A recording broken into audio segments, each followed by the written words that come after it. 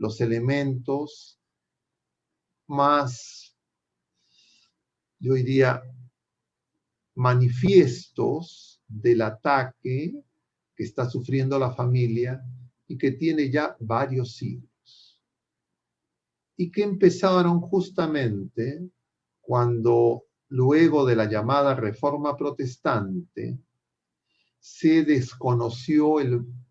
carácter sagrado, sacramental de la alianza matrimonial entre el varón y la mujer por algunos seguidores, discípulos de Lutero, que se llaman hasta el presente cristianos, cuando desconocen el sacramento del matrimonio. Y ahí empieza una escalada cada vez mayor de agresiones de distinto tipo contra la familia. Porque cuando la familia no se funda en la alianza sacramental, es decir, en la gracia de Dios, entre el varón y la mujer y Jesucristo, entonces la familia pasa a ser simplemente esa relación de los esposos, una relación meramente temporal y de intereses exclusivamente temporales, sin alcance para la misión a la que el Señor nos llama, que es una misión que va más allá de lo presente, tiene dimensiones escatológicas y también permite alcanzar la vocación, responder a la vocación, es decir, al llamado de Dios, que es el llamado universal a la santidad. Y la familia es el espacio privilegiado para que nosotros podamos disponernos a lo largo de toda nuestra vida para responder ese llamado de Dios. Y entonces, ese daño que se produjo es un daño muy grave, porque la consecuencia de ese daño fueron que se reclamó una unión meramente civil entre el varón y la mujer. Es decir, para objetivos meramente temporales, y por tanto, esa unión no era indisoluble. Esa unión era frágil, esa unión podía ser disuelta. Y entonces, posteriormente, en el mundo se fueron desarrollando legislaciones para permitir el divorcio, y cada vez con causalidades más llanas, incluso a petición en algunos lugares de parte y casi de facto, pero también consecuencia de esa banalización de lo sagrado, que es la familia, se produjo la equivalencia entre el matrimonio civil, la convivencia de hecho y la unión sacramental, por otro conjunto de agresiones a la familia que dañaban la fe. Y entonces el testimonio de los esposos a los hijos y de la familia a la sociedad se fue debilitando. Y eso se produjo a lo largo del siglo XVIII, XIX, siglo XX, y alcanza niveles de escándalo hacia finales del siglo XX y en las 2 primeras décadas del presente siglo, que todos nosotros podemos haber contemplado y observado. Entonces, no son hechos aislados. Las consecuencias negativas para la humanidad entera de sacar a Dios de la familia. La Revolución Francesa lo que hizo fue dar un paso más. Ya no era sacar a Dios de la familia, sino era sacar a Dios de la sociedad. Y entonces construir una sociedad, entre comillas, agnóstica, de un Dios que podía estar presente pero que no intervenía. Y por supuesto esa situación dañó la fe, dañó la esperanza y dañó la caridad. La revolución industrial y las reivindicaciones y reclamos sociales que se produjeron a lo largo del siglo XVIII y XIX la aparición del materialismo y de las visiones ateas para, entre comillas, buscar la justicia social, apuntaron en esa misma dirección y dañaron seriamente la fe, la esperanza y la caridad. Y entonces, sumados a los, entre comillas, avances de las ciencias positivas a lo largo del siglo XIX y esta visión racionalista que primó durante esa etapa, lo que se trajo como consecuencia en esa enfermedad de la razón es creer que el ser humano podía resolver sus problemas, alcanzar un progreso continuo e indetenible de perfección, de autoperfeccionamiento humano con el desarrollo científico, y eso afianzó una visión materialista y sin esperanza. Y la esperanza, entre comillas, se volcó a las necesidades pasajeras e inmediatas. La Primera, la Segunda Guerra Mundial produjeron una crisis de esa visión racionalista, porque se vio que el avance científico no traía, entre comillas, paz y bienestar, sino que se sucedieron inmediatamente después de la Primera Guerra Mundial una crisis económica que en esos momentos se consideraba sin precedentes, que dio origen al ordenamiento económico luego de la Segunda Guerra Mundial con los acuerdos de Bretton Woods, y que ahora, en la actualidad, en el presente año, el Foro Económico Mundial está replanteando con el llamado reseteo global, económico, político, que implica una amenaza mucho mayor que acumula sobre los daños producidos en los últimos siglos y en las últimas décadas. Pero ese racionalismo, y disculpe la digresión, no quedó ahí, sino que nosotros luego de la Segunda Guerra Mundial hemos entrado en una etapa de irracionalismo, porque bajo la influencia de los filósofos de la sospecha y en especial de Nietzsche,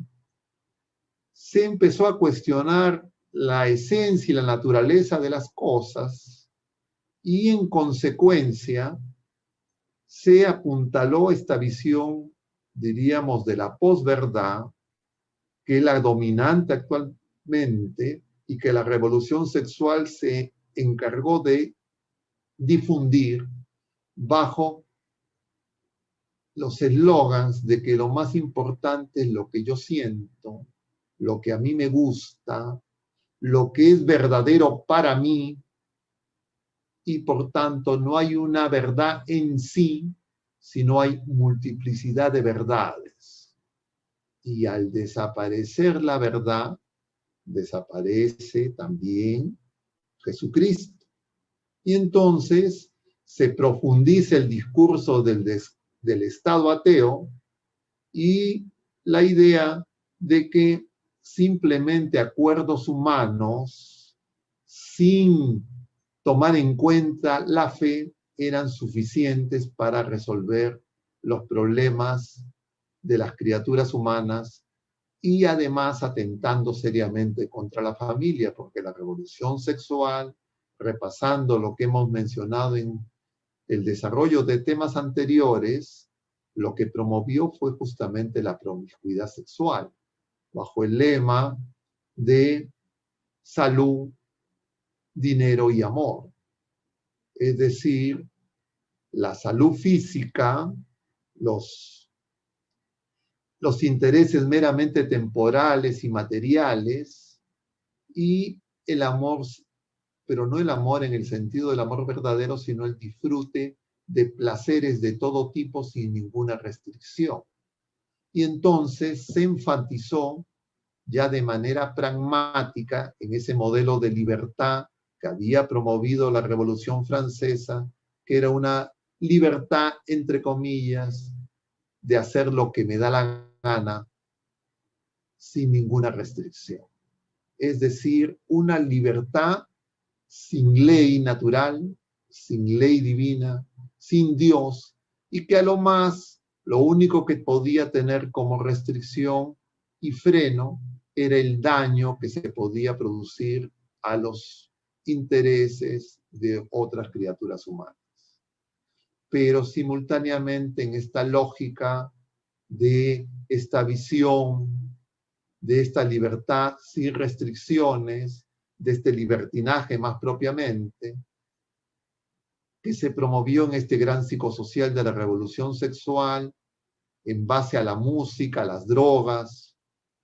y a la promiscuidad sexual, trajo como consecuencia la demanda por supuestos derechos que no eran tales como por ejemplo el derecho al aborto, que muchos países han avanzado en esa dirección de destrucción y de autodestrucción, porque más que progreso es una degradación, porque es retrotraerse a la etapa pagana, precristiana, donde las culturas primitivas ofrecían a sus hijos en sacrificio para obtener el favor de los dioses. Igual ahora se le dice a las mujeres, se les dice a los esposos, se les dice a los padres que hay que tener la menor cantidad de hijos, porque de esa manera, entre comillas, es menos trabajo, van a tener más tiempo para ellos y le van a dar, entre comillas, a esos hijos todo lo que necesitan. Pero eso trae como consecuencia un ser humano, entre comillas, autónomo, sin Dios, que hace sus propios planes, sus propios proyectos y no responde a la vocación y al proyecto y al plan de Dios. Y entonces se empieza a producir un debilitamiento tan grave en la fe que la gente cree que puede tener ese tipo de prácticas y seguir siendo personas de fe. Y entonces aparece una desobediencia generalizada, ya no solo entre los protestantes, los discípulos de Lutero, entre los ateos, en los países llamados socialistas o en el materialismo capitalista, sino que también entre los llamados católicos y bautizados, que creen que su fe no se daña si es que se allanan a las seducciones del mundo que les promete una vida más feliz, una vida más digna, si es que desobedecen a Dios y tienen la menor cantidad de hijos, y aparece la noción de los hijos no deseados. Y entonces vemos un conjunto de procesos, y podríamos seguir mencionando más, que producen daños severos en la familia, en el matrimonio, en la sociedad y sobre todo en nuestra relación con Dios. Y entonces pensamos que es conveniente tener esto presente y no estamos haciendo una relación exhaustiva de todas las consecuencias para que